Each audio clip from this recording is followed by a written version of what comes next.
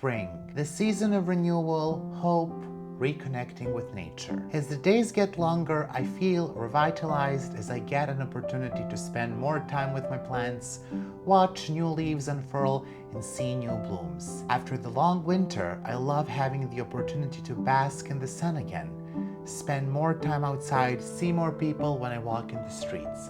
Okay, who wrote this? Who wrote this? See more people when I walk in the streets. Do you think I look forward to reconnecting with the citizens of this city of the humanity? No, absolutely not. Like, the first part I can stomach of whatever this is, but like that, absolutely shan't. We're not having that on this channel. So yes, the spring is here, the plants are growing faster, it's getting warmer, it's all lovely and grand, you know, I'm overjoyed, my plants are overjoyed. Mealybugs are very much overjoyed as well because, you know, increased plant matter equals more mealybugs. So it's all just lovely. We all love it here, we all love it. We all love it here. Fine. I will stop with sarcasm. Hello everyone, my name is Miro and I am a hater. Thank you very much. Welcome to my channel. Do you know that I've been told multiple times in the past that I have like an RBF and that like I exude this rejecting energy with people that I don't like, that it's like very noticeable, and I'm like, what are you talking about? I'm a closed book. You can't read me. If I don't like someone, you will never know. I am a May Taurus, so you will know. You will absolutely know. So spring is here. As I mentioned, we're definitely having more mealybugs. Love it. And it's nice to see that things are vibrant again. It's nice to see things outside actually being vibrant. I actually do love that. I enjoy spring a lot. Or the brief period that I consider spring, because very soon it will be too hot to actually call this an enjoyable spring, but that's a topic for a rant video on seasons. However, I'm also very quickly reminded of all the things I need to do in the spring. And the glass of chores is tall. There's so many things that need to be done. Some plants need to be restarted. This entire room needs to be painted. That's happening towards the end of the spring. And before that happens, I would like to get everything in order because I will have to actually take everything out for that to happen. Love it. Love it. The good thing about spring, at least for me, is that I am typically more energetic. I think everyone is like, we are more energetic in spring. But the problem is, if you're someone who likes to plan a lot and tends to over-plan, you quickly run out of that energy. You know, it's very easy to burn out. I don't know what are all the tasks that you have planned for yourself for this spring, if you have some goals or if you don't. I certainly do, which I will share in this video, which no one asked for. But for me, it's like when I put all of these things in one spot, which is currently in my head, but we need to kind of put this onto paper, everything that I want to do, which is one of the reasons why I'm doing this video. But it is a little bit paralyzing. You do get kind of scared, and then all of a sudden even the smallest of the tasks become difficult to do and somehow not manageable. For example, I need to clean out my closet, move my winter jackets, you know, to pack them, vacuum them, or not vacuum them, put them in like those vacuum bags and put them away, and I haven't done it. And for 3 weeks, I think, ever since I came back from Sweden, I was like, it was the next task that I was gonna do, and I still haven't done it. So, don't know why this is, but even the small tasks become scary. And not even to mention the big tasks that we have, like my, you know, painting this entire room and everything leading up to it and everything after that. And currently the way that I'm dealing with such a huge task is that I am not dealing with it at all. I am not thinking about it, mentioning it as little as possible, to a point where I actually forgot. For a couple of weeks I was like, what is that thing? I know that I have something big in July, and everyone was like, well, it's your sister's birthday in July. I'm like, no, it's not that, it's not that. Like, there is something big, something important. I actually completely just repressed it, filed it away someplace in my brain, you know. I just couldn't remember. Oh yeah, it's when the painters will come. in July. It's like this huge thing. Like, how could you forget that you need to move, 4 glass cabinets out of your room and 500 plants and everything else?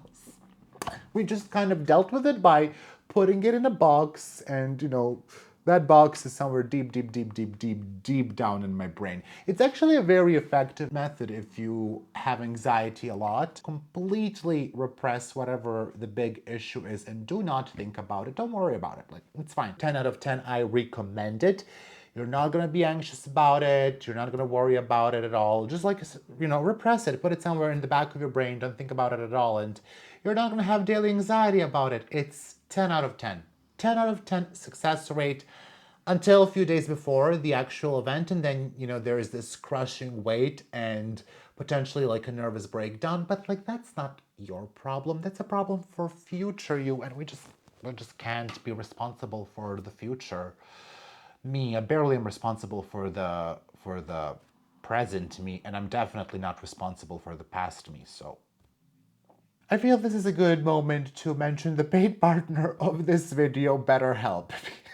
Because if you have something big that's upcoming and you have a difficulty dealing with it, if you have anxiety because of it, if you in general have anxiety, or if you just want to talk with someone who is not your friend, who, is a bit more objective, well, BetterHelp may be right for you. BetterHelp is an online therapy platform that connects you with a credentialed therapist to help you with whatever issue you may have. For example, during the springtime, anxiety often peaks for many people because of all the things that I mentioned above, and BetterHelp can connect you with a credentialed therapist who can provide support during this time. It's easy to start. You can simply answer a quick questionnaire and you get matched with a credentialed therapist.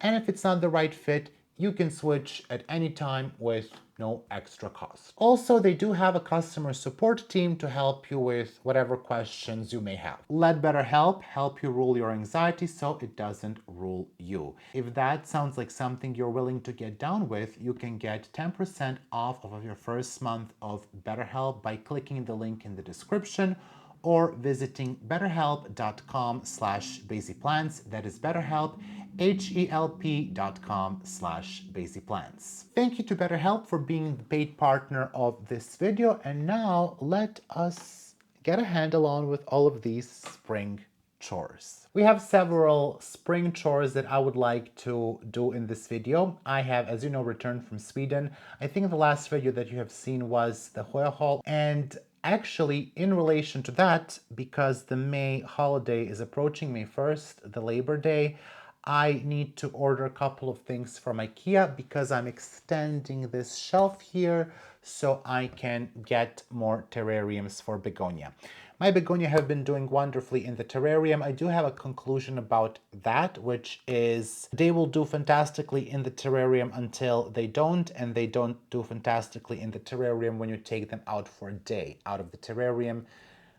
That's not great for them. Also, Epicea are kind of the same. Some of them are melting here, and we need to sort of go through this terrarium here. They look good-ish, some of them don't look good. They looked really, really great at one point, and I really detest myself for not taking a video then, but it's okay. We have recovered begonia before. I actually have my recovered begonia everywhere here. And the reason why I am extending this shelf is because I will need to get this Vanda off because I moved her here. We're gonna make baskets. We're gonna basket a bunch of Vandas today. It's gonna be crazy. This video is going to be super fun, I think, or crazy. One of those two, potentially both. I don't know. Is insanity amusing? Probably not.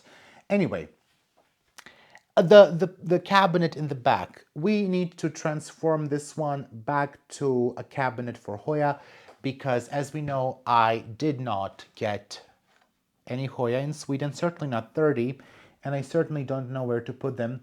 I cannot put them in my tent because I am dealing with mealybugs. Out of 105 or 6 Hoyas in that tent, actually I'm not quite sure how many, I made a list. I wrote down every Hoya in that tent. I wrote down when I sprayed them, and I wrote down if I found mealybugs on them, and I'm doing like a 6-week treatment. The first part of that is going to be on Patreon soon, so the lovely people who support me can just see me sweaty, you know, just like trying to eradicate these mealybugs. But I think at one point I will make a video.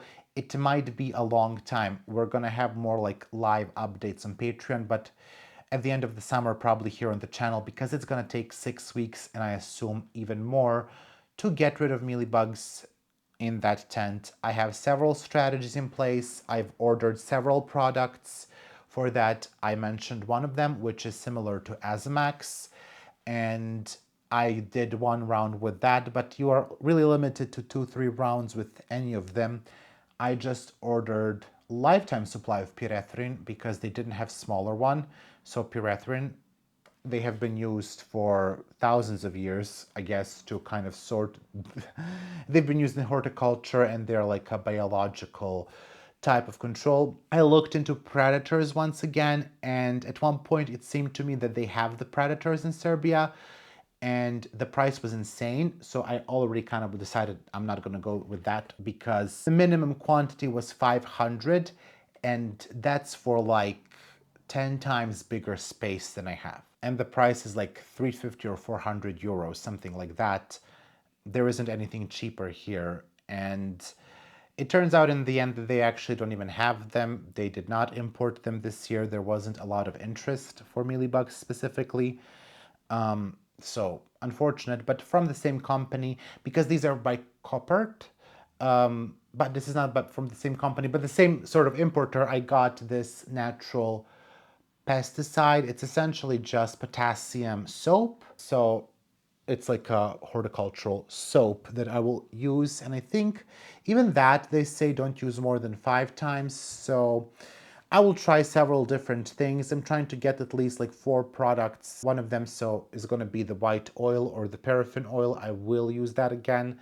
The soap, the pyrethrin, and the Azamax type product similar to Azamax. I'm not going to use them all at once, but I just want to switch them around to kind of spray for as long as I can. I am late with spraying. I was supposed to spray on the 21st, I think today's 25th. No, I was supposed to spray on the 22nd, and today is 25th, and I sprayed on the 16th, the first round. So actually 23rd is when I was supposed to spray, but I had a work meeting that day and I knew I wasn't going to do it, but we can do it today. Not we can, we have to do it today. Absolutely, that needs to be done. I'm doing half of the tent, and then the other half is due to be sprayed on the 28th, so in a couple of days. You know, my initial plan was to do these day apart. Clearly that didn't happen. They're several days apart, but it's okay. And we are going into the second round. It's extremely difficult. The thing that I do is I first go through all the plants and inspect them. If I find any mealybugs, I remove them manually. And if I don't, I just spray them and I put them back. I also put up like a barrier in my tent to kind of isolate the ones that have mealybugs. So I found on the first day, in the first 56 hours that I sprayed, in 13 of them I found mealybugs, 1 or 2. Only on a couple of them that I took out of the tent and I need to actually get a prop box to isolate them, I found maybe 4 or 5, more like 7. And the next day I found mealybugs on 10 Hoya, and next day I sprayed 48. I am finding mealybugs outside of the tent on some Hoya here, so we need to take care of that as well. And it's just a lot of stuff that needs to be done. By the way, I have this Carnosa in bloom. I don't have a photo. Today's probably the last day I can take a photo of this. This is from Farah, Carnosa AH103 Big Pink Flower. It's actually gorgeous. She's a beauty. It does have a nice, very nice, strong Carnosa scent. Very interesting spots on the flower there too. So we will take a photo of that as well. I actually must do that. I want to redo the wall. I wanted to dedicate a wall. I wanted to dedicate a video to making the orchid wall, but we can't do that. I will probably do that wall more than once. because I want to change the light, but for that I need to get another light sponsorship. And if I don't, I will just do something cheaper, but hopefully I will, because I want to make it aesthetic and also want to earn money because times are hard. Let's start with the crazy amount of things we have to do. I will take the Hoyas from the tent. I actually have a list on my computer of Hoyas that need to be treated once again. Today we're talking about 56 of them. Unfortunately, I have to change the date here for treatment 2, even though 2 of them I did treat, which is Hoya Kari and Hoya Basie, and they're the ones that need to essentially get effed. How dare they have so many mealybugs? I'm just noticing that these have been sitting in some water, which is a bit unfortunate, but they had a significant amount of mealybugs. I don't see any right now, so that's great. I didn't see any when I retreated them. This is Hoya Basie, needs to be repotted.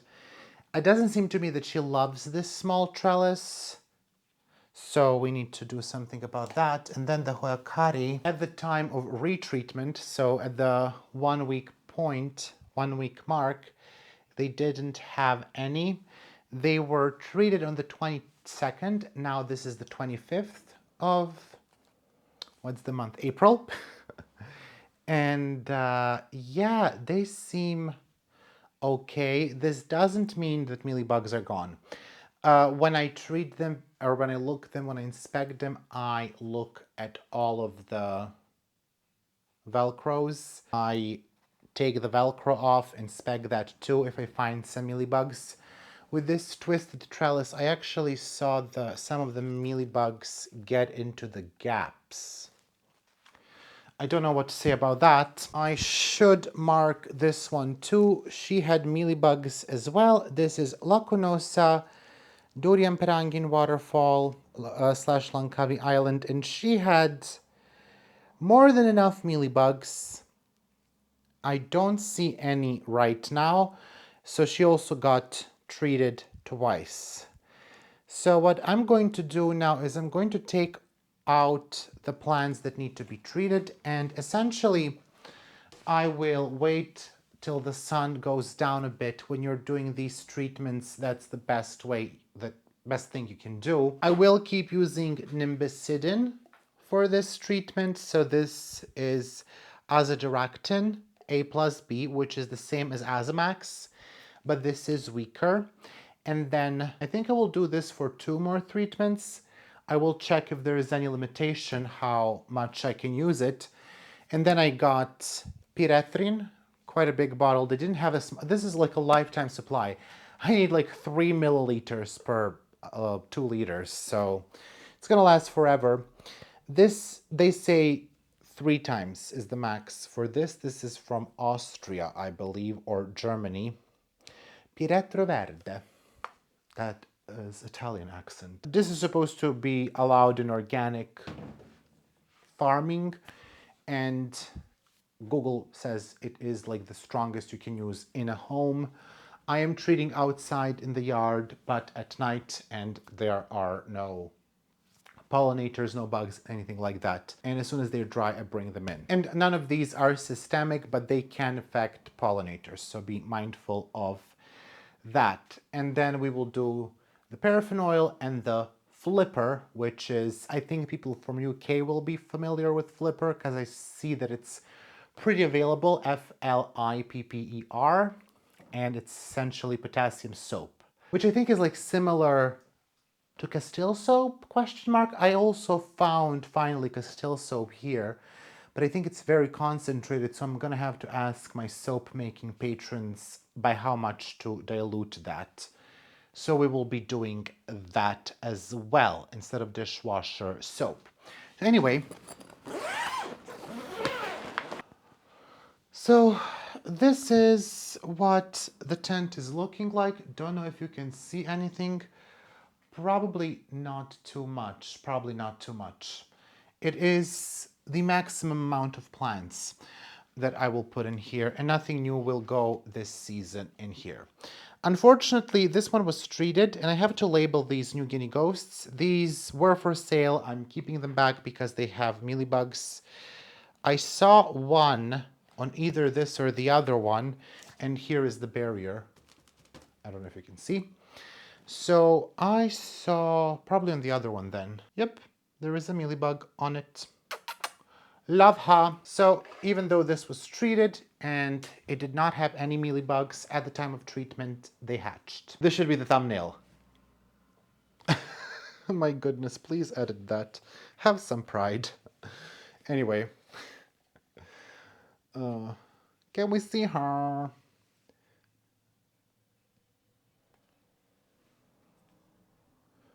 Sexy little mealybug crawling on my stem. Soon you'll be dead. Anything that I see, I will wipe down with alcohol. I also tried to wipe down the sticky leaves. The shelves did get cleaned too. So we'll remove that. As I go, I will just write down that it did, in fact, have a mealybug. So this one was clean last week, but she is unclean this week. And then also Lacunosa Langkawi Island. She gets a red yes. I have the green yes and the red yes. The green yes is if I see like 1, 2 mealybugs. Red yes is if I see more than that. The plan for the summer and for the spring is for me to essentially not put anything else in this tent. What I have, I have. That's why we need to figure out the rest of my space, create some space for begonias, and I just ordered a shelf from IKEA to extend the shelf that I have, and we will put begonias there, transform the cabinet for Hoya. It's probably not going to be as pretty as the first one, but that's okay. And some of those Hoyas from Sweden are really fast growers, so we'll see how long they can stay in that tent. Probably not too long. Sorry, in that cabinet. Some of them, yes. A lot of them, no. I don't want to introduce anything here, nor to take anything out from the tent, to be quite honest with you. Okay, so this one did not have any. I put her in the isolated section, and I see a tiny mealybug. One of the strategies that I'm considering is removing the peduncles. I will tolerate the peduncles a little bit more, but essentially I will start to remove the peduncles, and I might just remove this one. It seems to be the only one that has mealybugs, and I have plenty of peduncles on this plant, so it's a bit of a shame because it wants to bloom. I don't know. The thing is, like, they really, really easily hide in the peduncles and you can't see them. You can see this is a verticillata from Alea. Can we see that?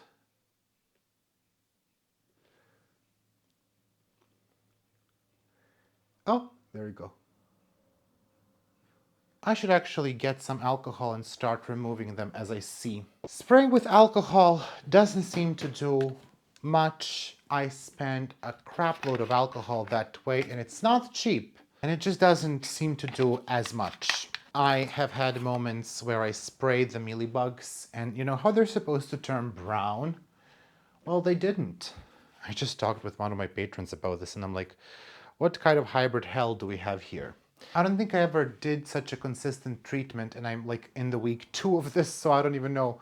Will I make it until the end? Oh no, that mealybug left the peduncle. Oh no, she's there. So I just don't know. Hopefully we make it until the end, but I don't think I sprayed for 6 weeks consecutively, and I will do that now.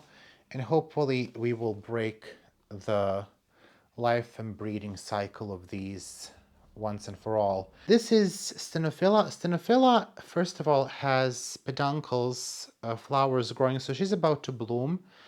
If I don't mess it up with the treatment, and I obviously might, I think she had a mite issue and she had mealybugs. I don't see any. The mealybugs were super tiny. I will just mark her as with no presence at this moment. They were really, really... Oh, here they are. I see one. This is the issue. Let me see if I can show you. She is right there. I don't know if you can see her. Right there on that patiole. Can you see it? It's so tiny. Right there. I'm not joking when I tell you that I have developed a hawk eye for this. So we're gonna remove her. In the alcohol she goes. So nimbecidin or Azamax or azadirachtin is supposed to be anti-fedant. I don't know if it's doing anything, if it's not doing anything. I hope it is doing something. I really hope that I'm not wasting my time here. We will just continue with these traditional methods and hopefully I will not lose my mind. Though someone could say the list that I made is actually me losing my mind. And listen, you wouldn't be entirely wrong. Stenophila, I'm so sorry to mock you as ill. She had mealybugs last time. She continues to have mealybugs this time. I mean, that's 2 weeks of mealybugs. We love a consistent girl. We love her. This is Eve Rochetti. Eve Rochetti, I marked as having mealybugs, even though she didn't. There was a mealybug on the hanger. So I assumed they are on the plant, but I never saw any. Again, it's a little bit of messy plant, so, I mean, are we surprised I didn't see any? This is not the way to spend one's Friday afternoon. Make sure to check everything, every clip, every Velcro. I typically, if I spot something on Velcro, I just throw away the Velcro and put a new one. I don't see any on Eve Rochetti. And with these soils that make a lot of aerial roots, you kind of have to look. Oh, I think this might be one. Hold on. Just to show you how tiny they can be and why it's so hard to spot them. There, on the petiole, this tiny white things. I don't even know if my macro lens would catch this, but those are mealies.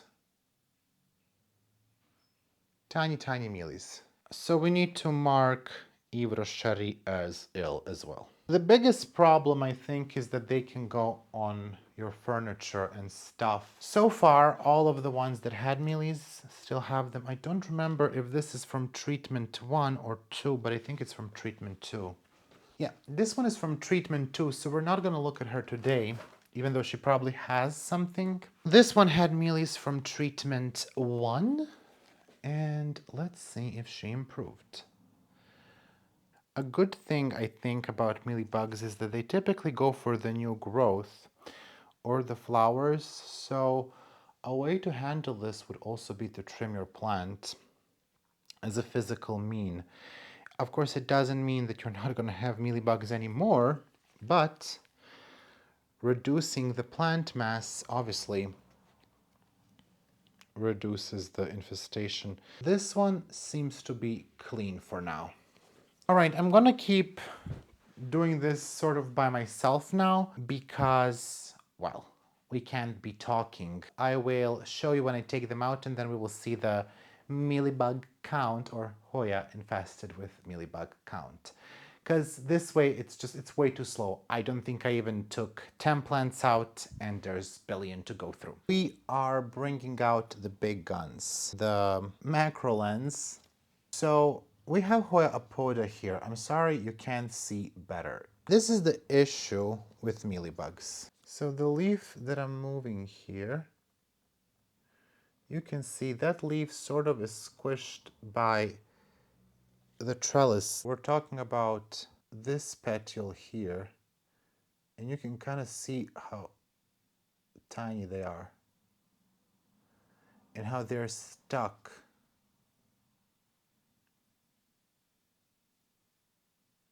See?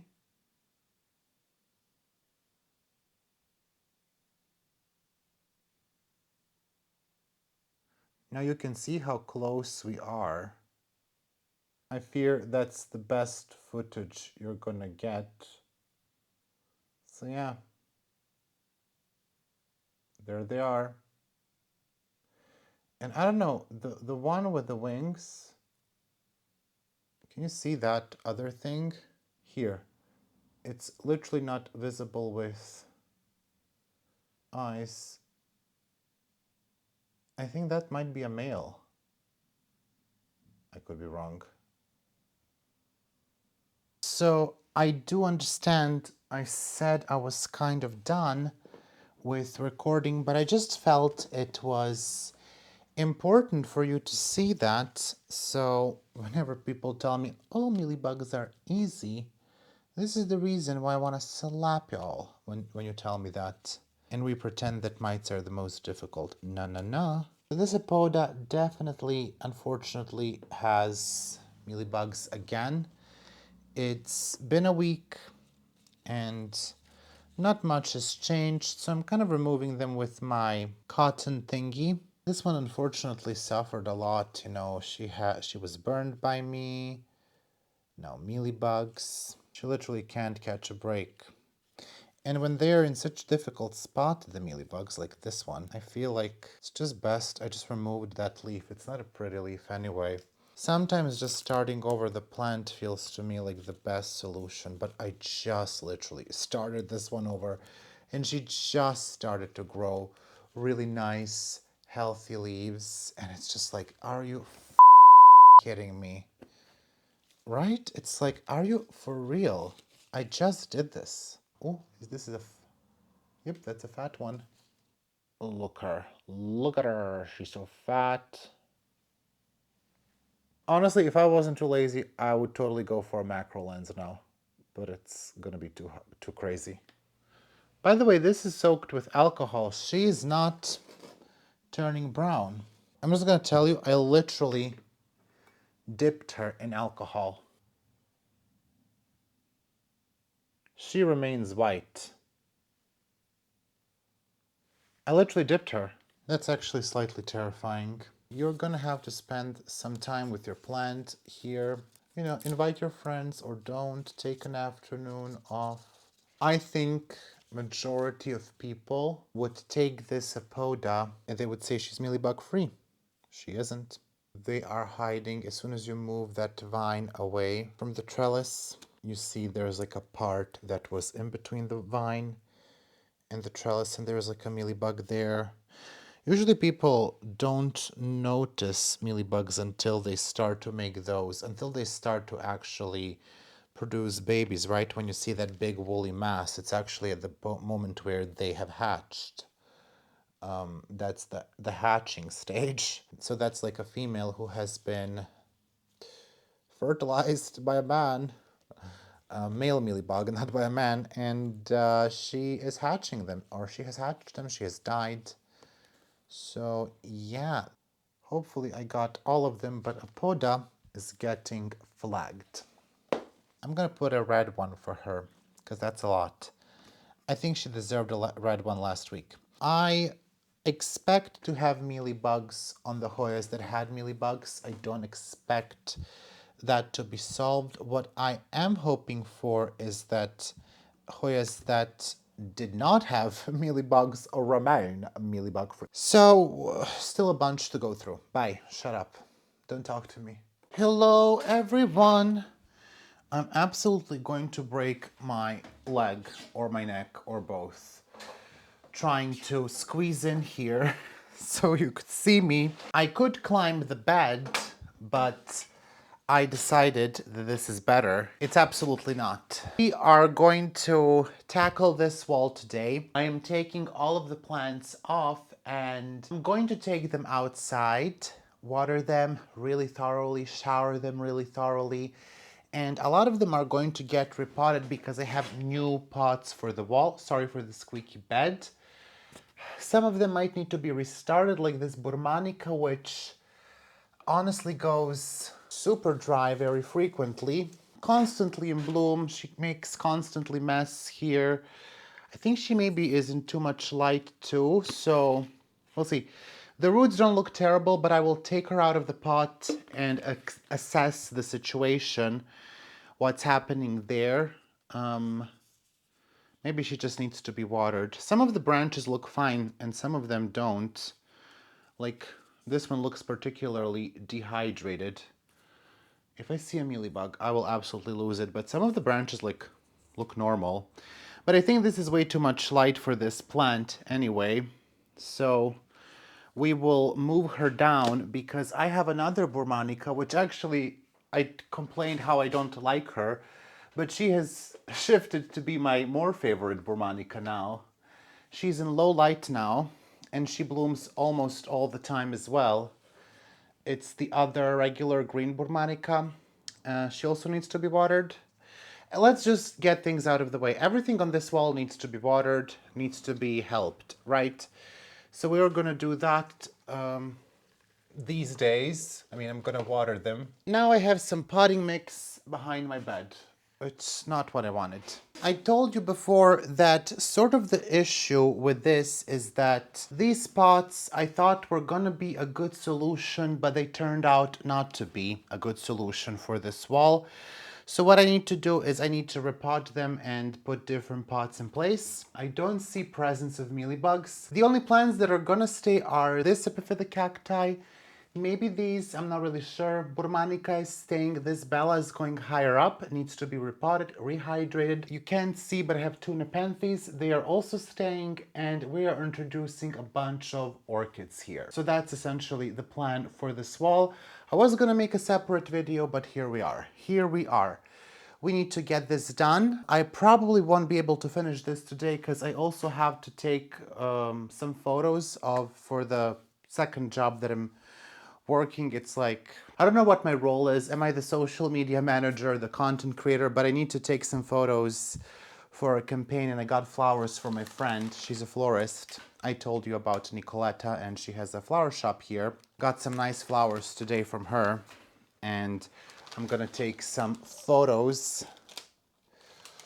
So cute, so cute. I will do that in an hour. I'm waiting for the sunset, because it really makes like a nice shadow on the product, which is a magnesium supplement.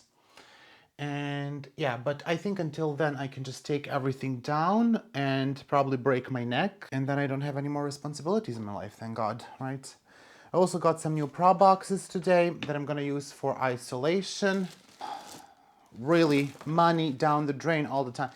Listen, plants, so expensive. Because I really needed these boxes. I need to put some plants in isolation. It's like I have to get 3. I couldn't get 1. I mean, I could get 1. I could. I have so many plants. I needed more. And they were like $30 for all 3, which is not expensive. But like, can someone, like, can I get them for free? It's for a good cause. I'm going to slowly start taking everything down. I'm going to start with my nepenthes, which I still...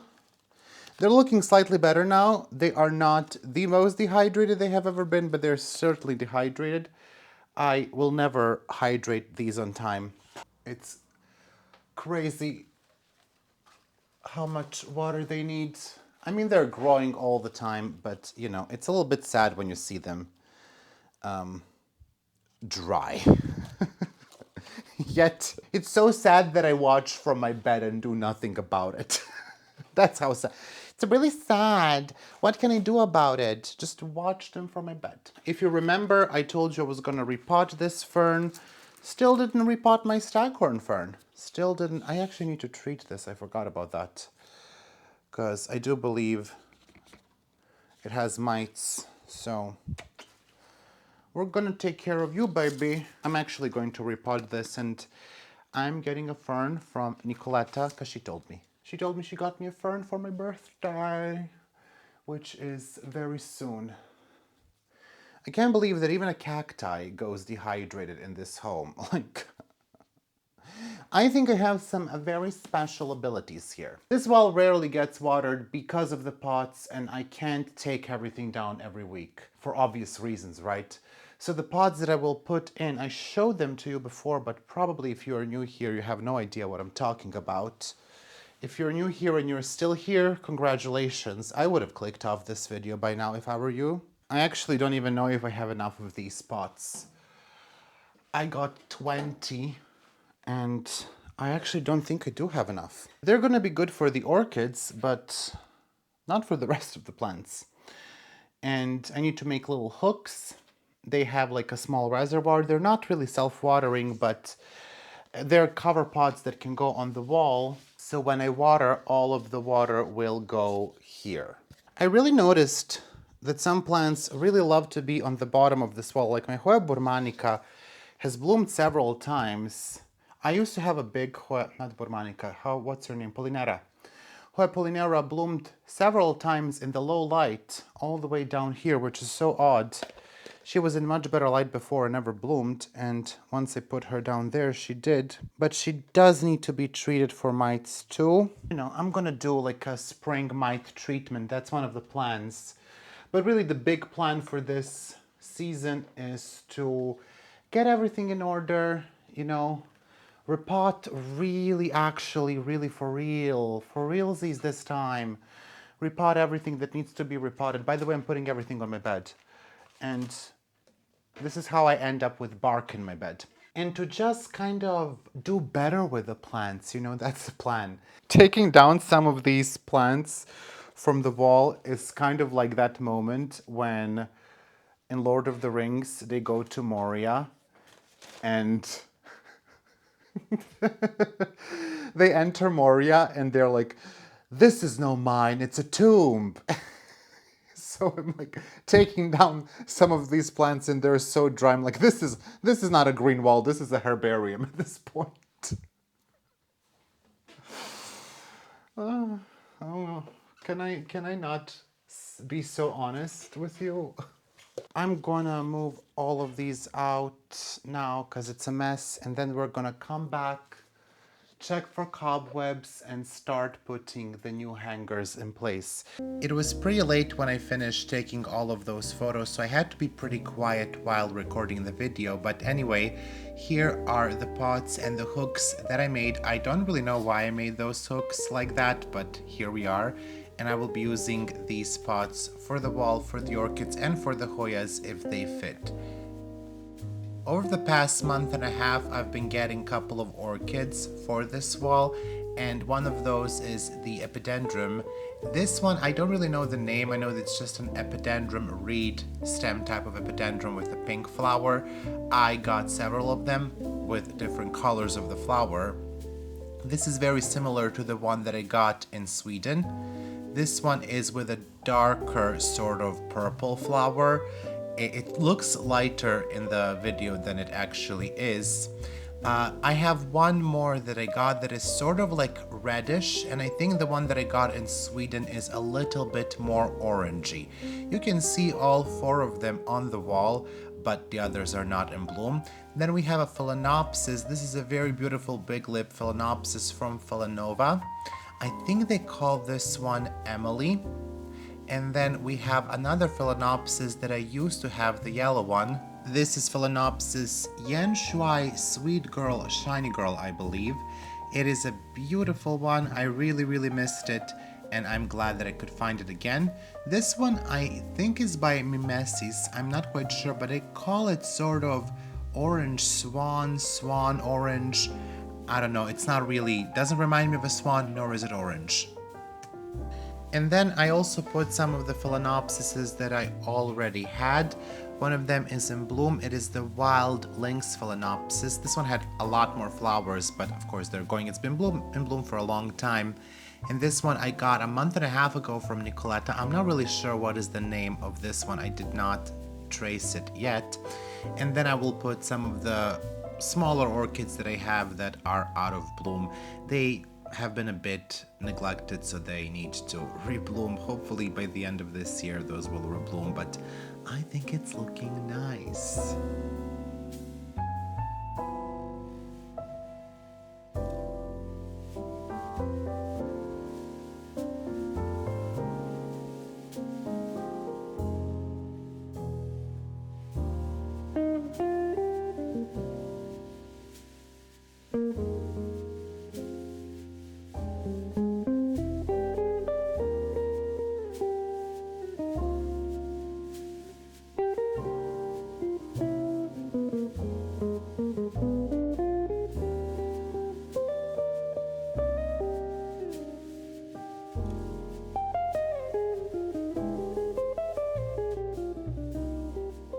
So it's a bit of a chaos here. I have stuff all over that I need to sort. I have a shelf that I put in behind my tent months ago, And the purpose of that shelf has always been for propagation. And the only thing that I need to do to finish that shelf is to put the lights in.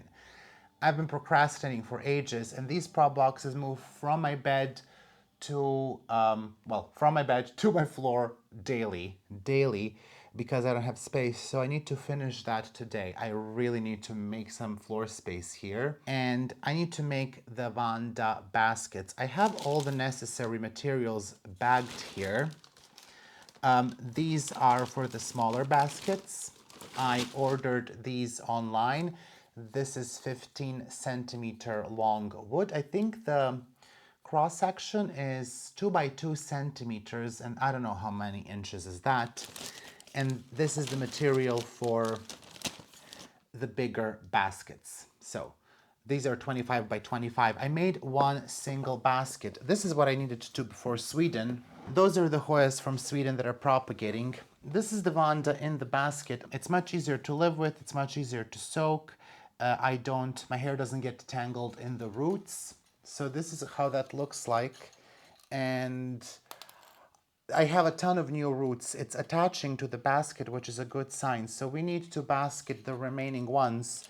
The newest big ones I cannot basket because I don't have enough wood, but I can basket my smaller ones. Those are going to go into the 15 by 15 baskets, and I think I need to make 2 baskets like this, of this size, and I have material for 4 somehow. It's because one Vanda croaked. It's the one Vanda that I told you it was gonna croak, and she did. Not my fault, really not my fault. It arrived poorly. It looked good for a day, but the next day she just started to fall apart. I have 5. I don't know why did I order 5 of these. I ordered enough material for 5 big baskets, which just tells me, oh, you know why? I ordered this thinking that my biggest Vandas, the XXL, are gonna fit. They're not gonna fit in this. I will need to order bigger wood for that. But I hope that the smaller Vandas can fit into these. Is this a mealybug? Of course it is. Not one, I see 2 on this Syngonium. I'm gonna shoot you. I'm gonna shoot you. How dare you? 2 mealybugs on this one, so that needs to be taken care of. They're spreading. They are spreading. I'm not going to deal with that now. I will actually most likely put that outside, to be quite honest with you, because that's going to probably take care of it. So anyway, we're going to do this. I have to water my plants, and then we have to figure out that shelf. And I need to soak the Vandas because you need to soak them in order for them to go into the baskets. So quite a few tasks. I thought I was going to make the baskets inside, but I actually realized it's a really dumb idea because I'm going to, first of all, I don't have the space, number 1. Number 2, I'm going to make a lot of mess, so I'm just going to take them out. But I do have some good news on 2 of my Vandas. One I will basket now, one I will order more wood for. For 2 of them I need to order wood for. They are spiking again. They have what seems to be new spikes. Well, not what seems to be, they're definitely new spikes. I don't know if they're actually going to bloom, but they're liking it, and they all have new roots, except for one of them, which is still in bloom. Once it gets done blooming, I think we're going to have new roots on that one as well. But great news. I love it. So Vandas this time around, if they arrive well, seem to be getting on with the program. They love the highlight. They're really enjoying it. They love the frequent soaks. I don't have to soak them as much as I thought I would because it's very high humidity currently, but I want to soak them at least 3 times a week. I did it more frequently before Sweden, but ever since I came back, I haven't been as great.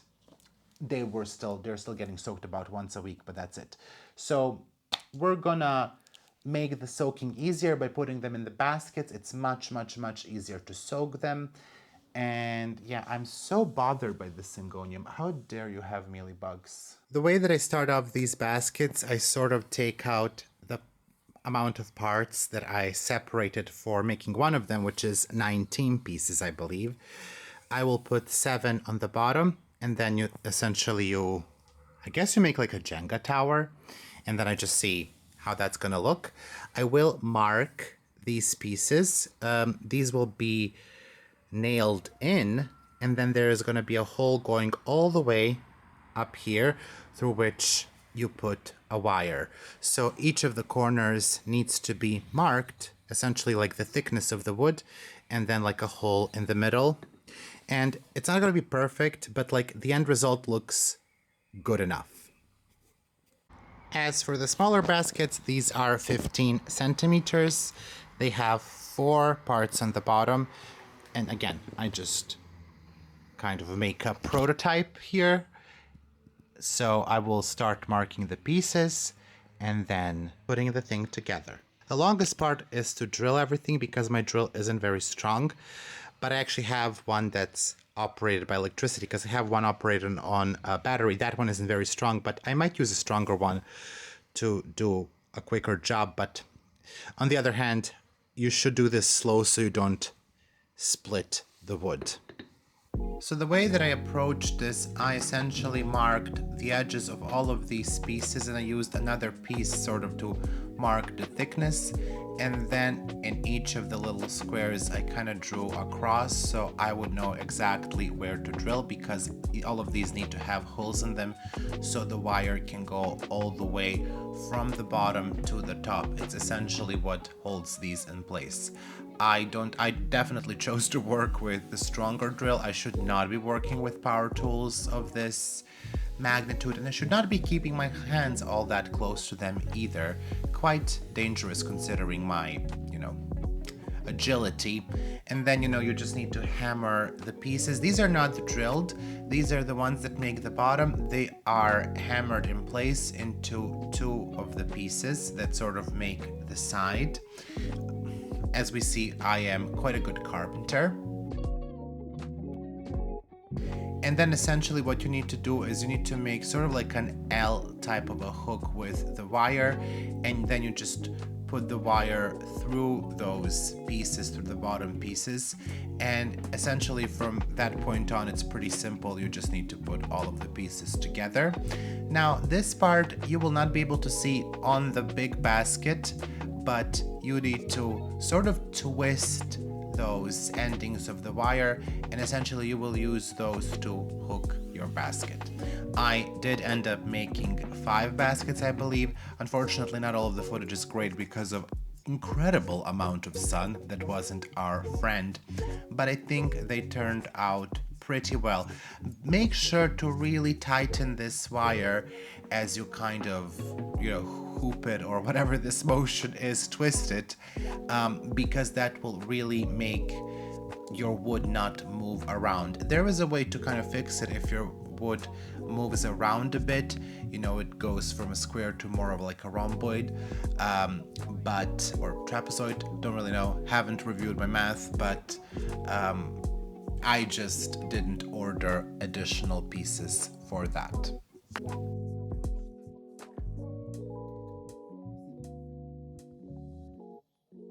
So here are the 5 baskets that I made. I redid one of them because it was a little bit wobbly, and what I found is that if you really tighten these, then it doesn't tend to wobble. But what you can do here is you can just insert one more piece as a distancer that will fit right between, and just nail it, and that will keep it from doing that. I didn't order pieces cut to that size, so I don't have them. I might do it in the future, but yeah, these are the 2 sizes. So the 15 centimeter basket and then the 25. And what you can do also is you can line these. I'm not going to do that, but you totally could line these with with a mesh, and even put substrate in them and grow your plants with a lot of airflow. So yeah, this is how the bottom looks like. I mean, it's nothing to write home about. And they're very, very light, which is what I like. Very, very light. I did have a basket that I ordered online, but it was super heavy. And with a plant in there, it's just way too heavy to hang, in my opinion. And this is why I like these in this type of wood. This is pine, I think. but I'm no wood expert, obviously. So now we're going to make the hangers from this wire. Essentially, you need two pieces. I'm going to cut them to 180 centimeters per piece and then bend it. And then I will take two pieces like that and sort of twist them, and that will be the hanger. So it will have a small hoop, and then we are going to basket the vandas. The vandas are soaking. I think I will need to soak them a little bit before I basket them. I don't know if they're going to fit. I think some will. I think with some we will struggle. But that's a future problem, you know, in about a couple of, well, not a couple of minutes, probably in half an hour. This took like 3 hours to make. So this wire is 90 centimeters long. I will actually fix the end length, but it's two pieces that are bent in the middle. And essentially what I will do is I will twist it here. I will do this off camera, but I will show you. Essentially you can do this, you can put this on a hook, if the hook is maybe on a tree or on a wall, and then twist it. Kind of like what we did with trellises, but I will do it inside of my dad's workshop. And you know, there will be like a little piece like there, and then you can hang it off of that. So I'm just gonna go and do that. So just like this. I actually don't even see what I'm showing you. There we go. So just like this, it doesn't need to be anything spectacular. And then I sort of straighten out the ends like that, you know, just pull it tight with my hands. Hurts, you know, make sure to get tetanus or to, you know, just break your skin. And then I will just trim the ends here so they are the same length. Even though I measured, obviously, wire will be wire and everything will always be against me. So I will just trim them to the same length here. We can finally finish. This was a chore that I was supposed to do in March. So we are right on schedule. It's at least an M month. And, you know, is this the prettiest wire ever? It's not. It's sturdy. You need some sturdy wire. This is some type of aluminum wire.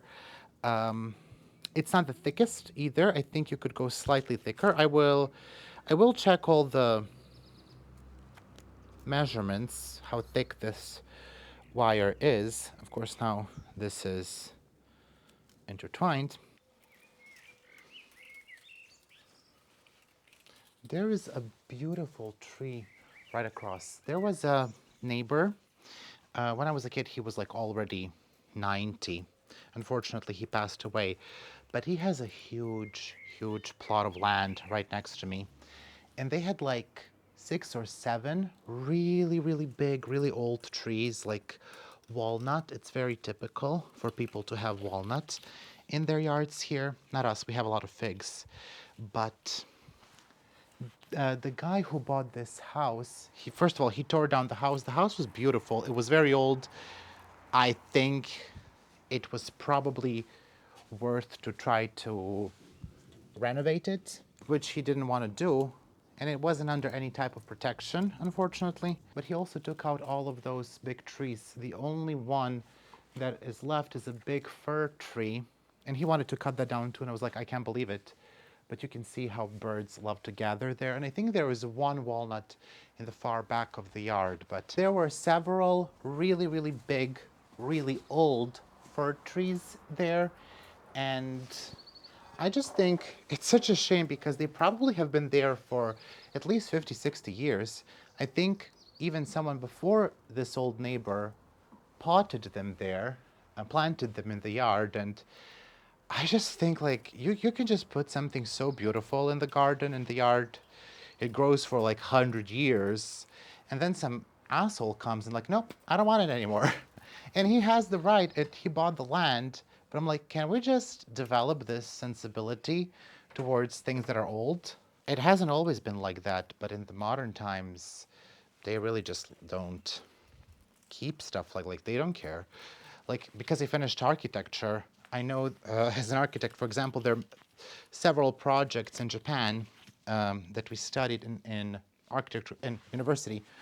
And the whole concept of the building sort of relies on them keeping the trees that are on the location, and they're sort of building the building around it, and the trees actually even go through the building.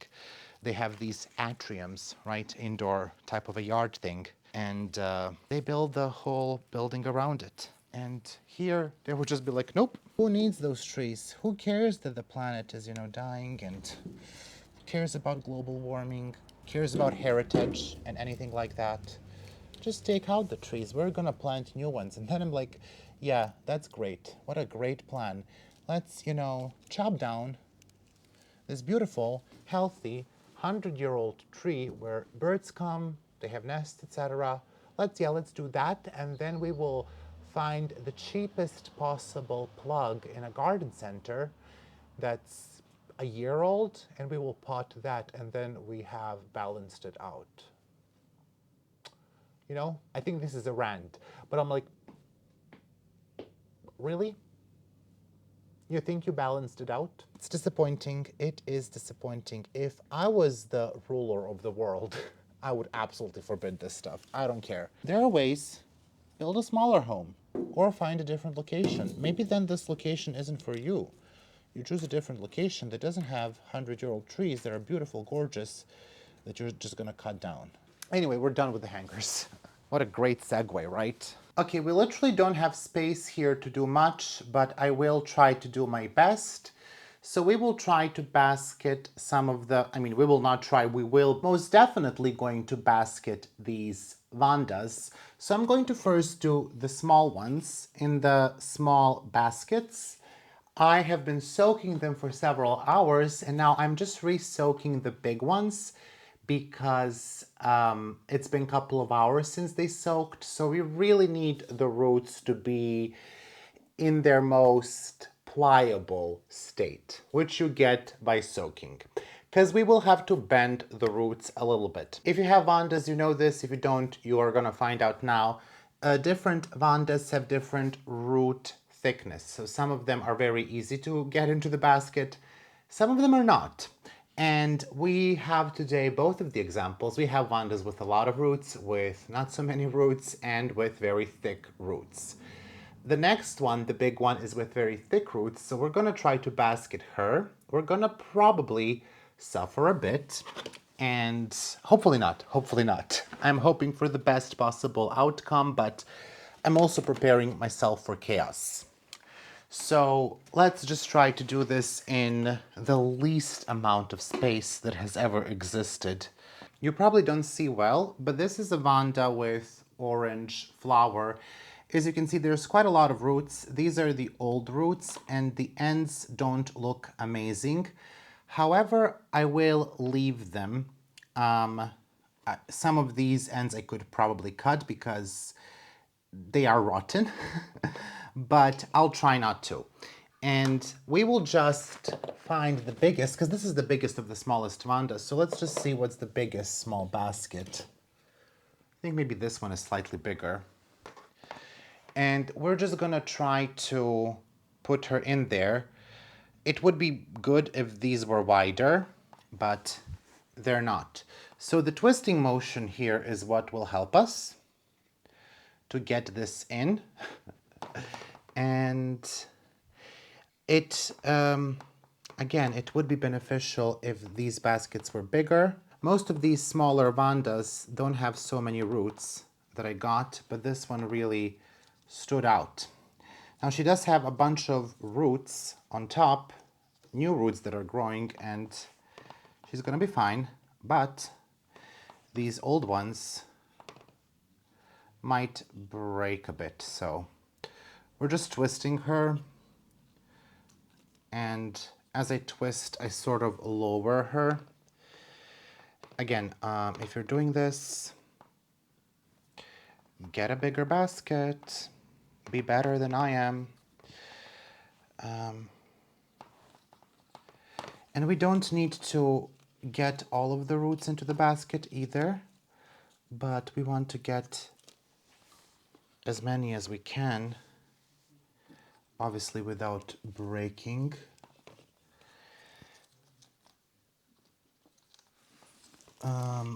All right, so we have, yeah, this one is a struggle. This one is a struggle, but this is also going to be probably the easiest one.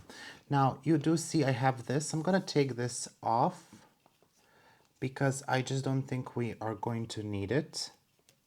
I actually think it didn't have a hanger. This one was in a vase, but I took it out of the vase. There is not enough air circulation in the vases, and I don't think they really love it. It's more of like a marketing thing. They sell them in these vases, but I don't really think they love it. And let's just twist a little bit more. I would like the new roots to attach to the wood, but we may not get there. I mean, there is still space in the basket. That's the thing. There is a lot of space here. It's just that the roots are long and you kind of have to get them in there. So maybe you don't see much, but honestly, I don't see much either. And I don't think we're going to be able to push her down more than what we already have. I would like to get this root inside, but I'm not going to force it. You can see that she's still mostly outside of the basket, but literally we can't.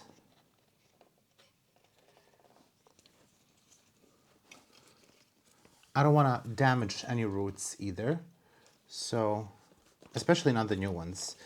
The old ones don't care so much about. You know, they are so-so. Some of them are slightly going, which is normal. I'm told when you get vandas that these old roots are gonna go, but the new ones I would obviously love to preserve because she's growing them in my environment. Also, by no stretch of imagination is this a tutorial. Okay.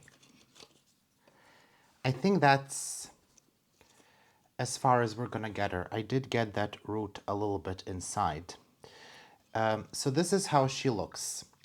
Now the next step that I'm gonna do is I'm gonna use this and I will tie it around the stem, and I will sort of use this to make sure that she doesn't move. And I will just use these little things that are the hangers, right? So I attach there first, and then I go around the plant. I will do all four corners, so this will become a little bit tighter. This isn't maybe the most necessary thing, but I just don't like when they move around because they can fall out of the basket. But I think, you know, once they attach, they're not gonna need that. So this is not like something that we will permanently need. There we go. So she is somewhat stable. She's not gonna go anywhere. And to finish it off, we are going to put the hanger. So essentially there's not much knowledge to these hangers, to how you do them. You will just twist a little bit and that's it. So while they're all together, let's just say we want to use this much. Just twist them all together. And then we will separate.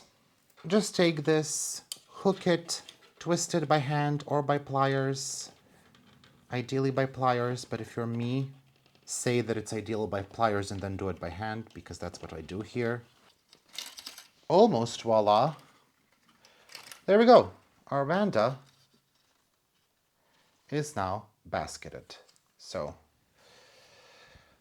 she's ready to be watered all the time. And, you know, we'll just adjust the hanger so it doesn't look super ugly. Maybe if you can find a green wire, that would probably look cool. But I don't mind the black one either. It's fine. So that's one. We have another small one which has less roots and one with barely any good roots. So let's do the one with less. The next one is not gonna fit. You're about to see why this one, because this one has this big root. We are not gonna be able to fit that. We would just need a very, very large basket for that. And it will look super ugly. And again, it's fine because these roots are aerial roots and, you know, they will get soaked, but let's again try to have the majority. And see, these are not the best, but I will keep them. This is going to be much easier to basket because the roots that I'm keeping are also crappy. I can just do that by hand. And you will see, even if we twist this one, this is one of the slightly thicker root ones. But we can get some of those. We can get one at least big old root in there that will branch out. See, these big roots are outside of the basket, but it's fine. If we could get this one under here, that would be great. And then after this one, we go for the real challenge, which is the one that has several keikis growing, number one, but number two, she has thick roots that aren't very bendable, but that one is going in a big basket. All right. And another one is basketed. Okay, now I know that I'm avoiding the big one, so it's time to face the fear.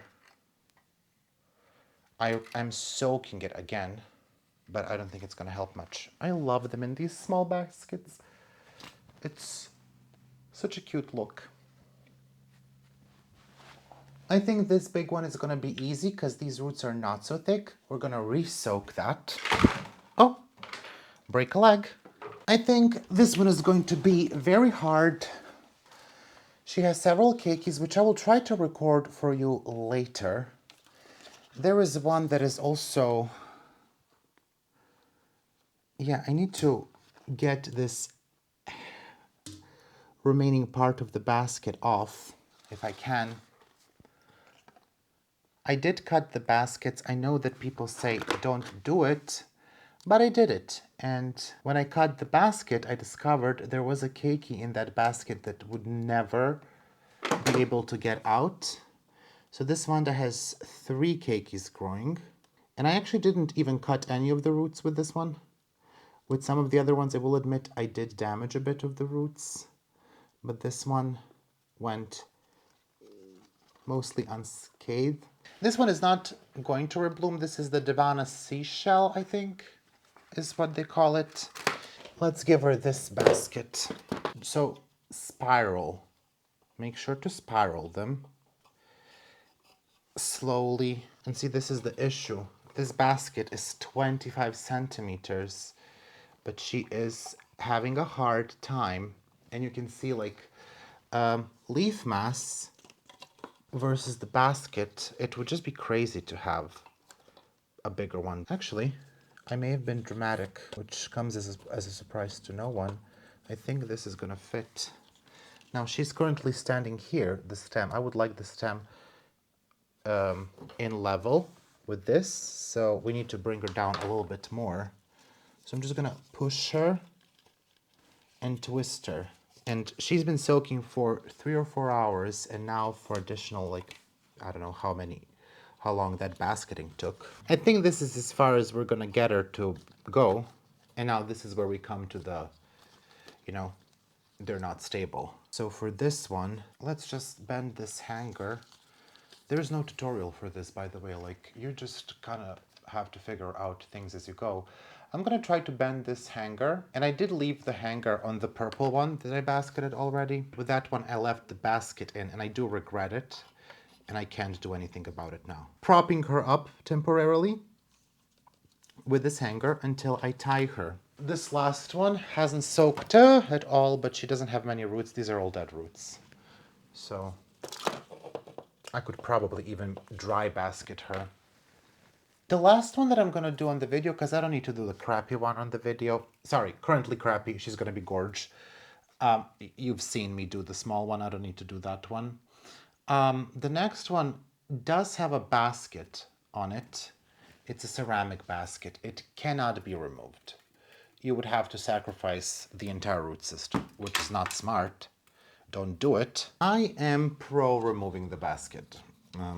If we have any doubts, if you can do it without damaging the roots, if you snap a bit of it, it's fine. A lot of people, I mean, I saw their orchid growers on YouTube who are like famous Florida, and they're like, if you remove the basket, you will kill the plant. And then I saw people who grow in Europe in their homes, and they say they regretted not removing the basket. Bumblebee Orchid. I watch her channel. I don't know. I used to watch her channel, but then I stopped because I was so devastated that I lost my orchids, that I had to really get rid of them because of that virus. And now I am watching her channel again, and she really says, and she sounds like a very down-to-earth person, which I don't know if I can say for the other person that I've seen, who's just very giving advice how to grow vanda in a greenhouse. And like, well, great, what a knowledge, what a great knowledge. Replicate the conditions for the plant that it has in its native habitat. Great. I mean, obviously, I do that too with the tents and the Hoyas, but like, I always tell you, I'm at a great advantage compared to some of you, not compared to all of you, because there are some of you that have greenhouses, and you obviously have a much bigger advantage than any of us, right, who don't. But like, to just not acknowledge that, to be so dismissive of everything that like home growers are trying to do. Should I cut this? Can someone tell me? I just don't like people who are very dismissive, I don't like people who are very dismissive, people who don't have any understanding that like, duh, not all of us are growing. And then you're like, well, maybe you shouldn't grow vandas. I mean, they didn't say that, but like, I'm gonna get these to grow. May it be the last thing that I do. Yeah, I don't know. This is just so awkward, this hanger. Let me just put it here. I'll probably eventually cut it. I don't know why I'm keeping it. I'm just inspecting. I don't see any pests. I see that she's getting nice and lime green. See? Very sturdy, even though that wire kind of doesn't look like it. It's very sturdy. Oh my gosh, you're gonna get so much water. Let's see if there are any peduncles. Not peduncles. I'm in the Hoya world. If there are any spikes. The spikes come from the center. I mean, from the side, obviously. No spikes. No spikes. This one, see, it has a ceramic pot. I just can't remove that. I don't know what this will look like. Will it squish the roots? I literally have no idea. I will try not to squish the roots. Maybe this isn't smart for this one. I really have no idea. It's not squishing the roots, but there are new roots coming as well. So what I really want to do is make some space here, and then it can rest directly on the pot, but she doesn't seem to want to allow me to make some space for her. So then she can rest on the wood. We kind of made it. I don't know why they, what is the benefit of this? I think they want to do it because maybe they think it helps the home grower. Maybe it helps them in the greenhouse. I don't know. I literally don't know why they would do this. I don't think it's pretty. You can't repot it.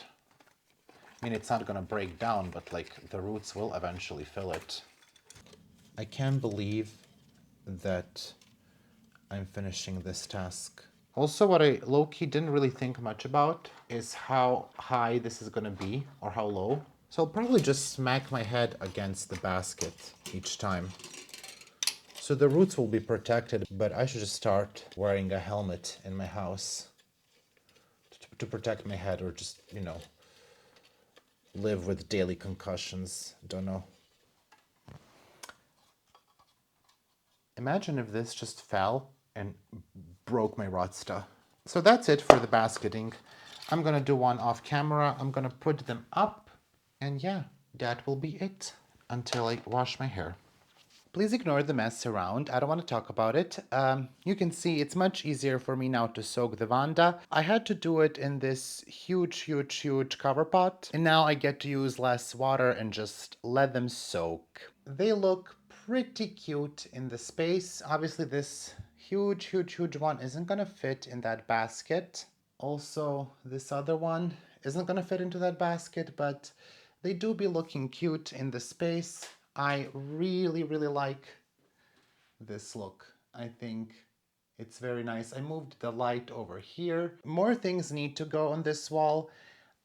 We need some epiphytic cacti. I have no idea how I'm going to fit everything because we also have to take into account that these orchids need to get the light, especially those below. And maybe their place isn't on the wall, because if I take them off, I think I can put more stuff in there. I need to put this Burmanica that is on the radiator, the actual Hoya Burmanica. I've been seeing Burmanica for every single Hoya on this wall, which I realized in editing. And we need to put these, which are on my bed. We're not going to talk about that. A lot of stuff needs to get back in here. And I need to figure out a better way to display this fern, to hang it a little bit differently. It's not the best currently. They're gonna get watered soon, and I hope they love it, and I hope you like it. You know, it's very nice and colorful now because they're in bloom, and you know, they will rebloom. I'm confident in that because I never had any issue with it. And then, you know, when all of the phalaenopsis are blooming, then it's gonna look really nice, but also it's not gonna look the best when they're not blooming. Honestly, it would be nice to have some phalaenopsis in rotation, so maybe when these are not blooming, at least to take like the middle row, to take it and to put them here, and then maybe have some other phalaenopsis here. We'll see when these are out of bloom. We'll see how I will feel about it. If I feel good about it, I will leave it. If I don't, maybe I'll get something else and then remove these from the wall somewhere to the side, wait for them to rebloom, then put them back, by which time the ones on the wall that replace them will probably be out of the bloom, and then I can move them. It's actually not a bad idea. I know what you're gonna say, Miro, you don't need any more plants, but honestly, it's kind of a genius idea. This is actually the most shameful thing that I'm ever gonna show you. I need to take care of this shelf. I need to buy more boxes for storage. We did not take care of this. This is definitely something that I'll have to do alone. I just, you know, not everything can be a video, but I will put the prop boxes here. I have the lights for this shelf, so those prop boxes can go here and they can stay behind the tent, and then maybe I will empty this. Oh, no, you didn't see it. That's nothing. You didn't see that. Shh. But this tent, stop looking. That's not there. This tent, I may be able to take it down one day. I don't want to hear it. I don't want to hear it.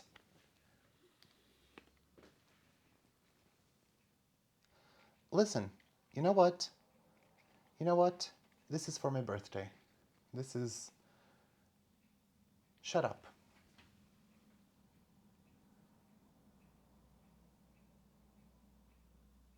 I don't want to hear it.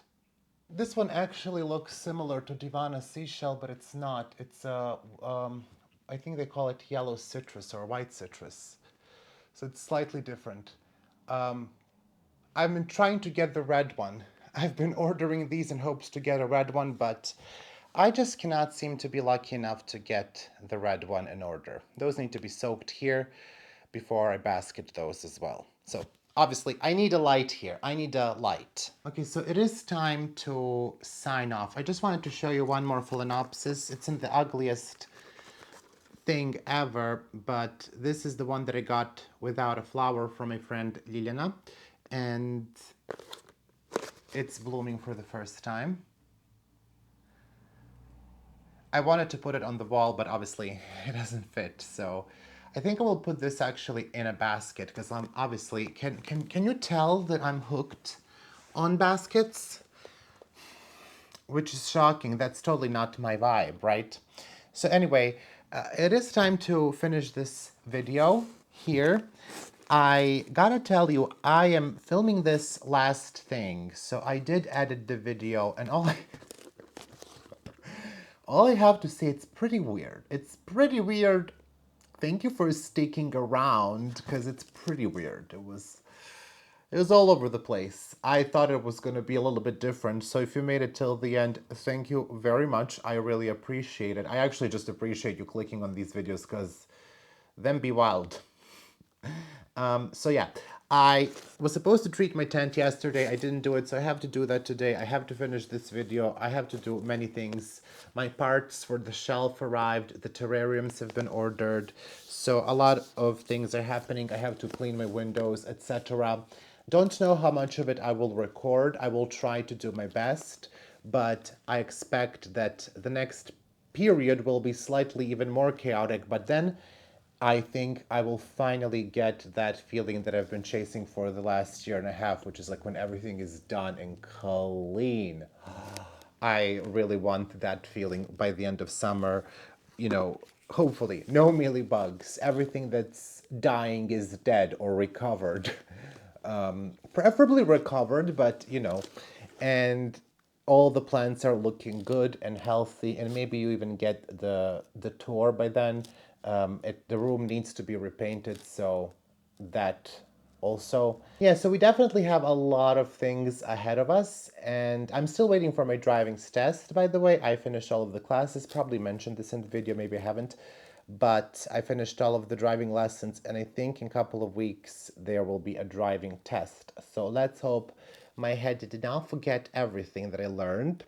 And yeah, am I coming down with something? I think I'm coming down with something. I sound stuffed and congested. Listen, body, we do not have time for this. I don't know if you noticed. We do not have time. Goodness gracious. Anyway, love you all. Thank you for watching. All the best to you and to your plants. I don't know, I'm signing off like it's the end of the year. Best wishes in the new year. I should actually probably cut this and reuse it then. See you in the next video. I think not this week, but next week. However, you never know. You literally never know with this channel. And yeah, my orchids and I greet you. My mealybugs and I greet you. My Hoyas and I greet you. We all appreciate you. Yeah, that's it. Why am I sounding... I was just like, what the heck is this? I would like to take some time to thank all of my patrons for their incredible support. A massive shout out to my $5 patrons. My 2 anonymous patrons, Anna Malia, Alex von Siebenthal, Anne Margaret Moen, Angela Bernard, Anna P. Aspen Drake, Betsy, Brett Noble, Catherine Molina, Cheyenne O'Hear, Connie Pagano, Daniela, Danube Daniels, Diane Sikorsky, Dipanjali Rao, Ether W, Eleni Saxon, Ellen, Farah, Ferdis Verdance, Francis Wilkins, Gathering Moss, Gina Geisig, Roasted Skyle, Growing Nurse, Hannah Matlin, Hoji Scott, Yana Griffin, Jessica Chio, Jody D. Gomez, Jonas Barr, Hjorth Larson, Kara, Catherine P., Casey Gross, Kelly Gallagher, Kelso, Kimberly Polka, Kiwi Moshi, Christy Ehrlich, Elle Lindberg, Lee Mooney, Lucas Irchevsky, Mandy Milliken, Marcel Har, Marina Yarmolich, Marty Miller, Marie Zakova, Melissa Walker, Michelle Heron, Mirka Grun-Roos, MJW, Moa Edmund, Miss Seidenhar, Nelly Yang, Niha, Nicole Moreau, Nina Nguyen, Nita Macy, Odette, PJ Plant, Drid Saig Zera, Rachel Peterson, Rebecca C., Renee Church, Sharon Bones, Starla Van Lith, Suvi Cortecangas, Tessa Martins, Thomas Marsden, Tia B., Trista Bailey, Tristan Thomas, Vannas Leon, Xenia Green, Youth of the Walmud, Zaira Rivera, Zordarama, Zlakov Niponi, and A Flower. A big thank you to my $3 patrons, Karen Kilon Constance, Daryl De Rosario, Eden Corlett, Holly Borner, Joanna, KPZ, Lindsay Ann, Maria Isabel, Monica Wykers, Dinglov, Sheila Casper, Tangwa Tanasrirkul, VH, www.myhoya.shop. And a thank you to my $1 patrons, Alice Borland, Andrew G, Anna C, Brandon Pacheco, Catherine Molina, Couture Helvetica, Emilia Bronson, Jolie Sullivan, Kayla Vavra, Kelly Ash, Chris Perez, Laura E. Jackson, Lauren at Tugboat Plants, Lori Ann Subramaniam, Luzmin Fernandez, Marga F.V., Mary Diamond, Mary Rose, Neely Spicer, Nerdy Kathy, Olivia Chin Mueller, Pacific Northwest Plant Lady, and Steph Fox.